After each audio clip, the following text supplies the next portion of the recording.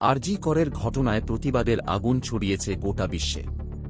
এমনকি দোষীদের উপযুক্ত শাস্তি এবং বিচারের দাবিতে প্রতিবাদের আগুন জ্বলছে গোটা বাংলায়। কাতারে কাতারে মানুষ প্রতিবাদে মুখর হয়েছেন। এই ঘটনার পর থেকে অস্বস্তিতে রয়েছে রাজ্য সরকার। এই পরিস্থিতিতে এবার পর্যালোচনার জন্য সমস্ত দপ্তরকে নবান্নে বৈঠকে ডাক দিলেন মুখ্যমন্ত্রী মমতা বন্দ্যোপাধ্যায়। সংশ্লিষ্ট বৈঠকে রাজ্যের সমস্ত দপ্তরের মন্ত্রী আধিকারিকদের উপস্থিত থাকতে বলা হয়েছে। গত 4 জুন লোকসভা নির্বাচনের ফল প্রকাশিত হওয়ার পর এই প্রথম পর্যালোচনা বৈঠক ডাকলেন মুখ্যমন্ত্রী। এই বৈঠকে সব দপ্তরের কাজের পর্যালোচনা হবে। তার পরের দিনই অর্থাৎ 1 সেপ্টেম্বর মঙ্গলবার নবান্নে মন্ত্রিসভার বৈঠক রয়েছে।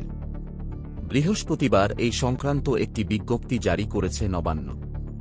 নবান্নের বিজ্ঞপ্তিতে এই বৈঠকটি অত্যন্ত গুরুত্বপূর্ণ বলে উল্লেখ করা হয়েছে।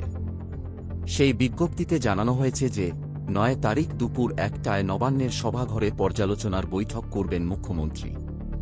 সেক্ষেত্রে প্রত্যেক দপ্তরের মন্ত্রী সচিবকে ওই বৈঠকে উপস্থিত থাকতে বলা হয়েছে।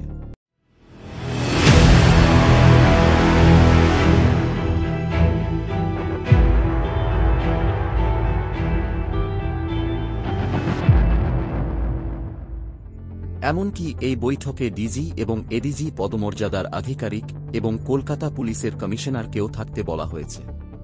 প্রসঙ্গত, আরজি করের ঘটনা নিয়ে পুলিশের ভূমিকায় প্রশ্ন উঠেছে।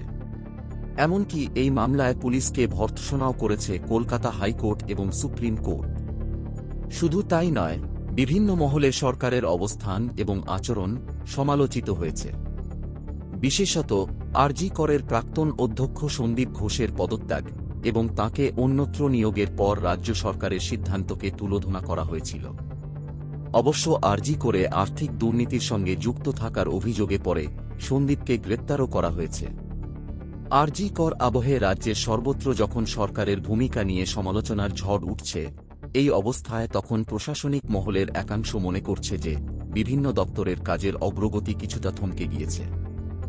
তাঁদের মতে নবান্নের ওই বৈঠকে দফতরগুলিকে নতুন উদ্যমে কাজ করতে উৎসাহ দেওয়া হতে পারে।